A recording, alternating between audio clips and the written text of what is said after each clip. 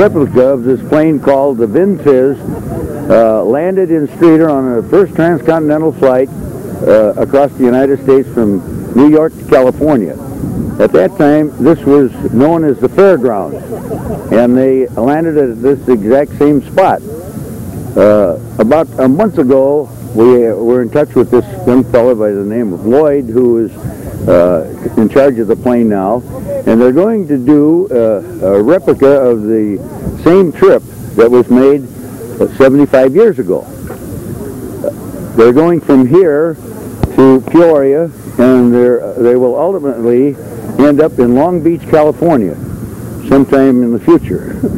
They started out on September 17th from Sheepshead Bay, New York, and that's where they started out 75 years ago. So we arranged for them. They wanted to land in Streator, so we thought this would be the ideal place for them to land, which was exactly the same place that they landed 75 years ago, out here, which was then, of course, as I said, the fairgrounds. So that's the reason they're here. They're doing the same trip over that they did 75 years ago. Okay, there you've heard it from Mayor Art Dill. Thank you, Art. That's the history of the Vin Fiz. I was just telling him some of the things that I know and heard about the Vin Fiz starting out 75 years ago. Maybe you could continue on to tell him a little more than I know about it. Yes. Well, I'm not sure what you told him. I told him everything, but I didn't know what kind of a pop the Vin Fiz was. Oh, okay. Well, what happened was that Cal Rogers, back then, tried to win the Hearst Prize of $50,000 to get across the United States. And it was an expensive proposition even then to fly an airplane across the country. So he got the Armor Meat Company to back him and they said they would do it if he would advertise a soft drink that they were promoting, which was Vin Fiz, which was a grape drink. And that was promoted by Armor Meat Company? Yeah, Armor Meat Company had that product back in 1911. Now, that was not one of Armor's more successful products. It's not around anymore. I've heard it referred to in none too complimentary terms. I don't think it was really that great. I heard it was sort of a grape drink. Is that right? It was a grape soft drink. And this year I got Armor to support me for this one. They felt that even though Vin Fiz wasn't around, Armor was still around, and they wanted to let people know that. So I'm surprised they're not using more of their name in this event. Well, we have it on the wing of the airplane. They are doing it. They're not giving a hard sell. They didn't ask me to dress up in a hot dog suit or anything. They've been actually very good about it. They're interested in letting people know that that Armor did have a role to play in aviation history. And again, that they were here 75 years ago and they're still here today. And they've been very supportive, very good. It's been a real joy working with them. When do you expect to arrive in Long Beach? Do you have any idea? We plan to be there on or about, Halloween. Halloween. We're a few days behind schedule right now, as you know. I guess a good 4 days behind schedule. Yeah, 4 days. We have planned into our schedule 1 out of 3 days is non-flying days, so if we can get a few weeks of good weather, we might be able to catch that up. You can get another tailwind like you had coming into here, you will. It'll help. But this wind, that's dying down a little bit. I think maybe another half an hour might die down enough to take off without too much trouble. Do you intend on taking off this afternoon? We'd like to, primarily because we have a hangar to store the plane in Peoria. And with the way the weather is, you can never tell what's going to happen at night, and we just like to be able to keep it indoors. You don't do any traveling at all at night, do you? Any flying? Oh, no. It's illegal for this airplane. Can you tell me a little bit about your aircraft that you're flying? Oh, sure. It's a one of a kind. It was designed by Jack McCornack, who is the chief mechanic here, if you get a chance to talk to him.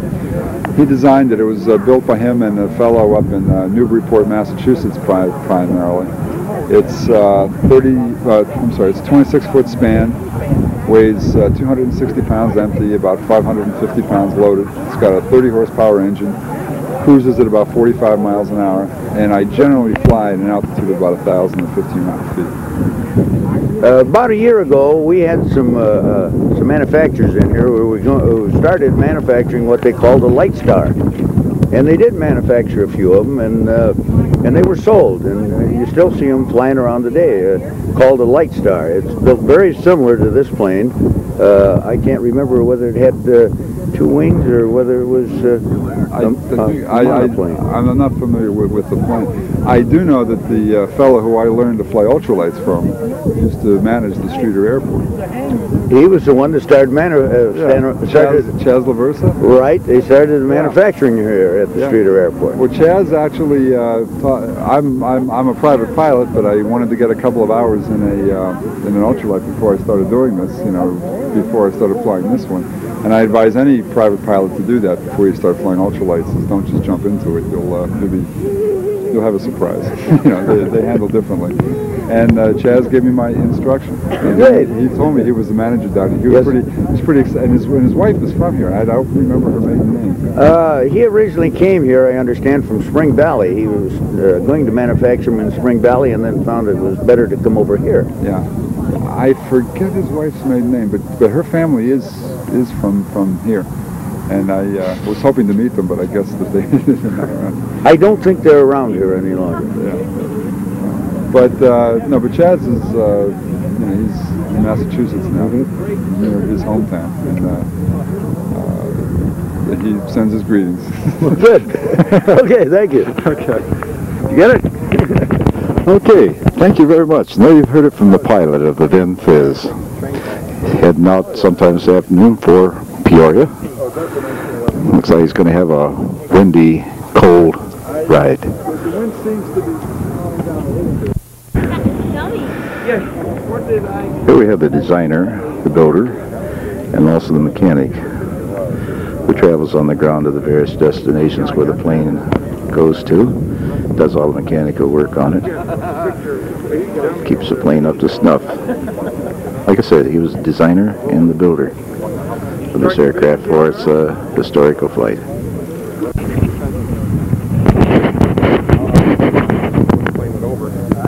The pilot made a circle and came back and showed it to him again, so that they get a chance to see it.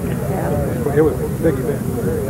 And then he found out later on, when he moved to Streator from Winona, that there had been a man who was in Streator who came out and did some mechanical work. I don't know what the nature of that was. Some kind of work on the motor.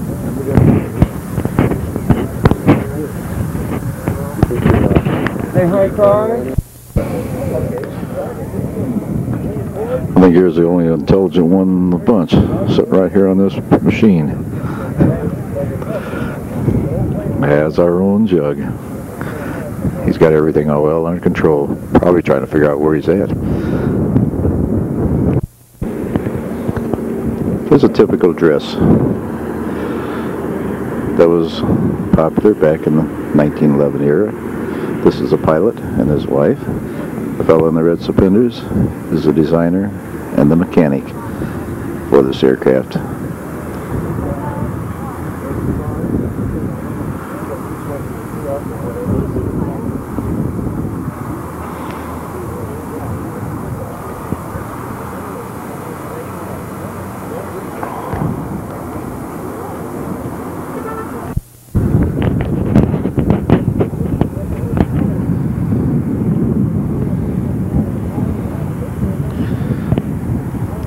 Once again, the Vin Fiz.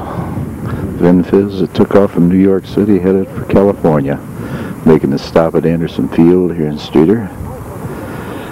We've interviewed the pilot, and we've had the mayor talking on here. If we possibly can, maybe in a few minutes we can get an interview with the builder and the designer of this aircraft. And I guess the designer got away from us here, heading for a coffee shop, grab a fast cup of coffee before they get ready to take off. I guess it's going to be probably an hour or so before they do decide to leave, and which we're not going to be able to stay around the filming. But from the Vin Fiz,